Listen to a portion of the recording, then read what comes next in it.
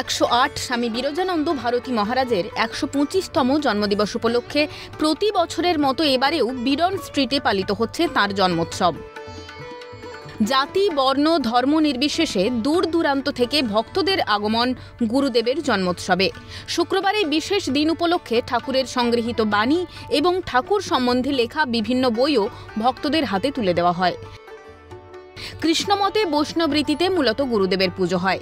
3 দিন ব্যাপী চলে এই মহানুষ্ঠান। স্বামী বিরজানন্দ মহারাজকে 4 বেলা ভোগ নিবেদন করা হয়, তবে উল্লেখযোগ্যভাবে এখানে মূলত আমিষ ভোগই নিবেদন করা হয়। থাকে ভক্ত ও শিষ্যদের জন্য প্রসাদের ব্যবস্থাও। 3 দিনের এই অনুষ্ঠানে পথ চলতি ও দুস্থদেরও খিচুড়ি ও মিষ্টান্ন বিতরণ করা হয় বলে জানালেন ভক্তরা। একই সঙ্গে অনেকে ভাগ করে নিলেন ঠাকুরকে নিয়ে তাদের অলৌকিক অভিজ্ঞতা ও অনুভবের কথা। বইটার নামটাই হচ্ছে মনুষ্য জীবনের মূল কথা। আমরা 84 লক্ষ যোনি ভ্রমণ করে মনুষ্য জন্ম পেয়েছি কিছু সন্ধান করার জন্যে। বইটার নাম দিয়েছেন আমাদের ঠাকুর সন্ধান। এই সন্ধানই এই বইয়ের মধ্যে থেকে পাওয়া যাবে। আমরা এই বইয়ের মধ্যে থেকে মনুষ্য জীবনের মূল উদ্দেশ্য হচ্ছে ঈশ্বরের অনুসন্ধান করা, ঈশ্বর প্রাপ্তি। এই বইয়ের মধ্যে দিয়ে আমরা ঈশ্বর প্রাপ্তির পথটা জানতে পারি। যেটি পুজো শেষ হয়ে গেছে, আমরা ঘর থেকে প্রণাম করে বেরোবো ওনাকে।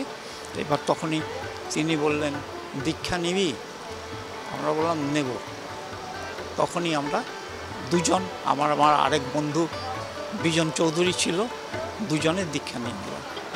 এই উৎসব আমাদের গতকাল দিবস হয়েছে, আজকে জন্ম উৎসব। আগামীকাল আমাদের এখানে এমনি পুজো হবে। আর প্রতিদিন দুপুরের পর এখানে নরনারায়ণের সেবা দেওয়া হয়।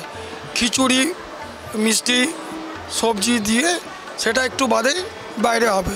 তো আমাদের মোট উৎসব হচ্ছে 3 দিন। শুধু এখানকার নয়, বাইরেরও কিছু ভক্ত আছে। আমাদের আরও একটা অনুষ্ঠান হয় রানীগঞ্জে। আজকের দিনে যারা এদিকে আসতে পারেন না, তারা রানীগঞ্জের অনুষ্ঠান অ্যাটেন্ড করেন। 2 জায়গায় আমাদের জন্মোৎসব পালন করা হয়। বাদবাকি আমাদের যে আশ্রম আছে, বিভিন্ন যে জায়গায় যে আশ্রমগুলো আছে, তার মধ্যে মেইন আমাদের সাধু আশ্রম হচ্ছে সোনাথলি বলে পুরুলিয়া একটা জায়গা আছে, সেখানে আমাদের একটা আশ্রম আছে। আমাদের হাজারিবাগে আছে, আমাদের ধানবাদে আছে, আমাদের পুরুলিয়াতে আছে, তারপরে আপনার এদিকে দুমকাতে আছে।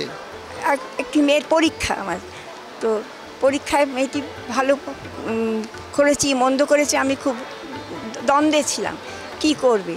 এবার বিকম পরীক্ষা, এবং আমার ঠাকুর এসে একদিন বললেন যে,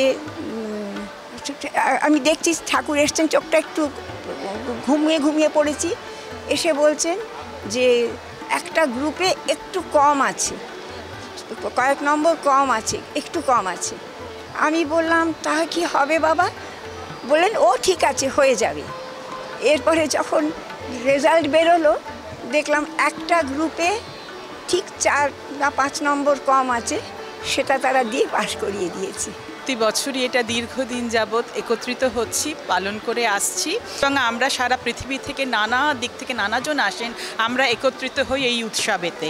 আর মহাপুরুষের আবির্ভাব মানে একটা বিরাট বড় ভাগ্যের ব্যাপার আমাদের, যে আমরা ওই দিন ওনাকে একত্রিত হয়ে স্মরণ করছি, এবং প্রতিনিয়ত উনি স্মরণে রয়েছে। মনোহর দাস ঠাকুর, উনি শ্রীমুখে বলেছেন, কোনোদিন ভাববে না ঠাকুর নেই, আমি সর্বদা আছি, আমি দেহটা বদলাই, খোলসটা বদলাই, সর্বদা আমি তোমাদের পাহারা দিচ্ছি। আর তোমাদের ছোট বয়সে বাবা মারা গেছে, তোমরা বাড়িতে ছবির সামনে যা বলেছি আমাদের কাছে রেখে, পুরুলিয়া আশ্রমে রেখে সেই সব কথা উত্তর দিচ্ছেন। মনোহর দাস ঠাকুর, মনকে যিনি হরণ করেন, তিনিই হচ্ছেন মনোহর দাস ঠাকুর। আমাদের সে প্রথমে গন্ধ দিবস হয়, সেটা কালকে হয়ে গেছে। আর সকাল থেকে ঠাকুরের ওই জন্মোৎসবের সব পুজো চলছে। সকালে আমরা এখানে চা সেবা দিলাম ঠাকুরকে, তারপরে বাল্যভোগ, তারপরে এখন অন্ন সেবা দেওয়া হয়েছে। সন্ধ্যার সময় তো আমরা একটা ভোগ দিই, রাত্রে ফির শয়নে ভোগ দেওয়া হয়। আর রীতিমতো পুজো যেমন হয় সবই হয়, হিন্দু মতের সংস্কার আমরা সব পুজোগুলো সব করি।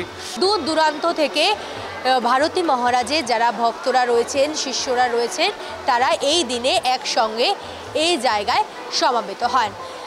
এই পুজোর বিশেষ রীতিনীতি রয়েছে এবং মোট 4 বার ভোগ নিবেদন করা হয় মহারাজকে।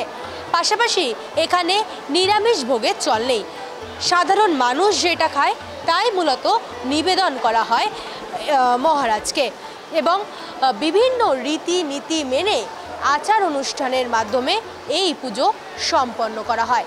প্রতি বছর কলকাতায় বিডন স্ট্রিটের এই বাড়িতে এই ভারতী মহারাজের জন্মোৎসব পালন করেন তার ভক্তরা। ক্যামেরায় নিখিলের সঙ্গে রেশমের রিপোর্ট, ক্যালকাটা নিউজ, কলকাতা।